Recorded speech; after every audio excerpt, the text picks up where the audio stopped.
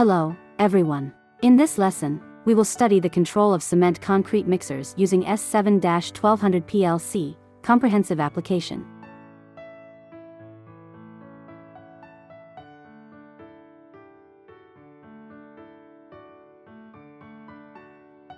The target results to be achieved through the study of this task include: 1. Understand the application of system memory and clock memory. 2. Utilize basic instructions such as bit logic, timers, and counters to develop relatively complex programs and perform online debugging. 3. Write a program for the cement concrete mixer using timers and counters. This task includes 3 key parts. Part 1. Basic instructions. This section covers timers, counters, and bit logic operations. Part 2. System memory bits. This part focuses on first cycle bits, constant 1 bits, and constant 0 bits. Part 3. Clock memory bits. This section includes clock memory bits such as the 5 Hz clock bit, 2.5 Hz clock bit, 2 Hz clock bit, 1.25 Hz clock bit, and 1 Hz clock bit. Now, let's move on to the learning point. System memory. The system memory uses the default byte 1 of the M memory, which is MB1. Users can reallocate the byte numbers of M memory, but this is generally not modified.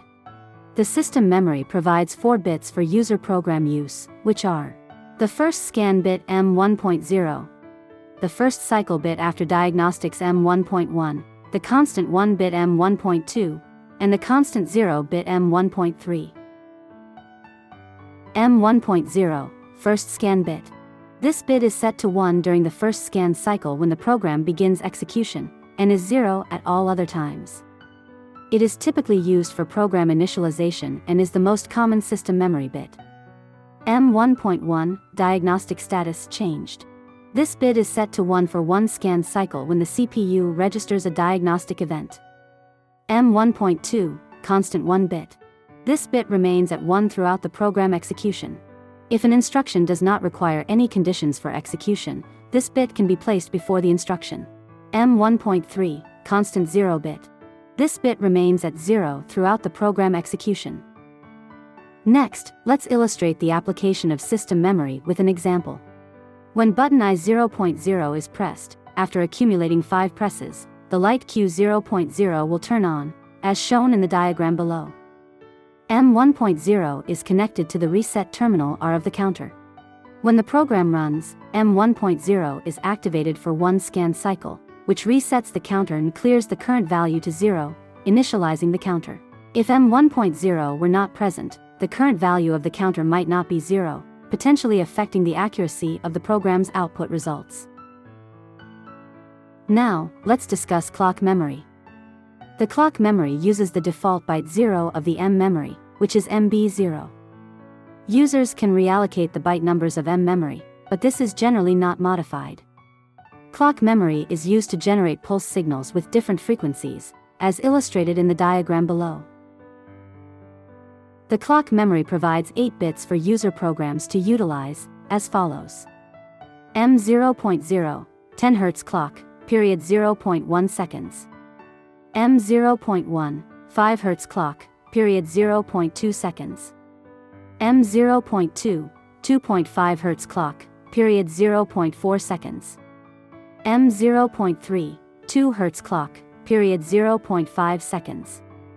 M0.4, 1.25 Hz clock, period 0.8 seconds. M0.5, 1 Hz clock, period 1 second. M0.6, 0.625 Hz clock, period 1.6 seconds. M0.7, 0.5 Hz clock, period 2 seconds. Clock memory is primarily used for controlling the flashing of lights and generating fixed period square wave signals, which simplifies programming. Let's look at an example. Using PLC programming to control a light that is on for 0.5 seconds and off for 0.5 seconds, implemented with both timers and clock memory. In the program shown in diagram A, 2 different timers are used to control the lights on and off states, creating a flashing effect. In diagram B, a 1 Hz clock memory, M0.5, generates a clock pulse with a period of 1 second. This pulse activates the light for 0.5 seconds and deactivates it for 0.5 seconds, achieving the same flashing effect. By comparing the two programs, we can see that using clock memory results in a more concise and straightforward program. Next, we will review the comprehensive application of basic instructions through an example. Comprehensive application 1. Control of light on/off cycles. After pressing the start button, I0.0, a light, Q0.0, will flash on for 1 second and off for 1 second for a total of 20 times, then automatically stop. If the stop button, I0.1, is pressed during the flashing, the light will turn off immediately. Upon restarting, the light should flash as required. The programming design approach is as follows. First, to achieve the flashing control of the light turning on for 1 second and off for 1 second, we can use either 2 timers or a clock memory, based on the knowledge we have learned earlier. Second, we will use a counter to record the number of flashes. Before the program runs, we will initialize the parameters of the counter using the system memory. The specific program design is as follows. Program segment 1 controls the starting, holding, and stopping of the lighting system. When button I0.0 is pressed, the start flag M2.0 is activated and self-locks to maintain its state. When button I0.1 is pressed, the start flag deactivates, stopping the system. The light flashes 20 times, the start indicator disconnects, and the system halts. In program segment 2, a 0.5 Hz clock is used to generate a pulse signal with a 2-second period at memory bit M0.7, enabling alternating control of the light to be on for 1 second and off for 1 second.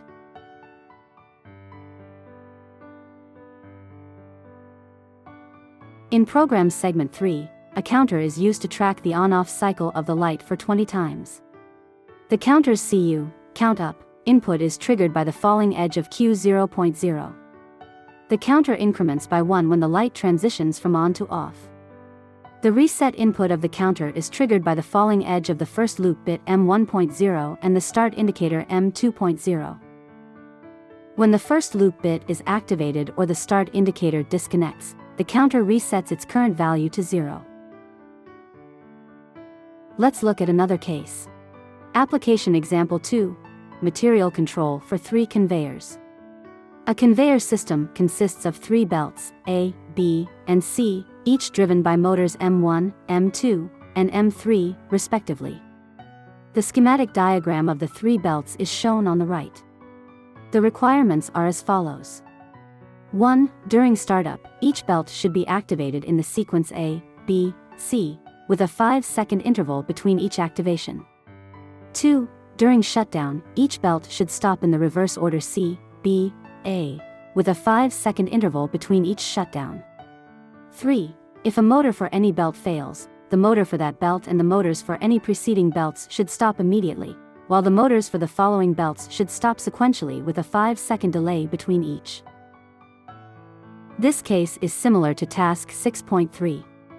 Sequential start and reverse stop control for 3 motors using S7-1200 PLC. However, the control complexity has increased. The main difference lies in the overload condition.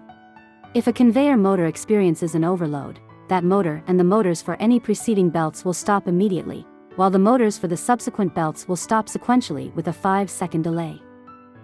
Through analysis, we understand that if motor M1 experiences an overload, all 3 motors will stop simultaneously. If motor M2 experiences an overload, M2 and M3 will stop immediately, followed by M1 stopping after a 5-second delay. If motor M3 experiences an overload, M3 will stop immediately, and M2 and M1 will stop sequentially, each after a 5-second delay. The specific program design for these conditions is outlined as follows. The program consists of 5 segments, as illustrated. Segment 1 controls the startup and shutdown of motor M1, utilizing timer T1 to implement a 5-second delay after M1 starts. Segment 2 controls the startup and shutdown of motor M2, utilizing timer T2 to implement a 5-second delay after M2 starts. Segment 3 controls the startup and shutdown of motor M3. Segment 4. When the stop button is pressed or when motor M3 experiences an overload, timers T3 and T4 are used to implement a 5-second delay. M3 will stop immediately, followed by M2 and M1 stopping sequentially after 5 seconds. Segment 5. When M2 experiences an overload, M2 and M3 stop immediately. The T5 timer is used to implement a delayed control, providing a 5-second interval before stopping. The above describes the control program for the 3-tier conveyor system for material handling. The program writing and debugging should be completed by everyone after class. This lesson provides a detailed overview of the types and uses of system memory and timer memory, and demonstrates the comprehensive application of basic instructions through the programming of the case study. That concludes this lesson. See you next time.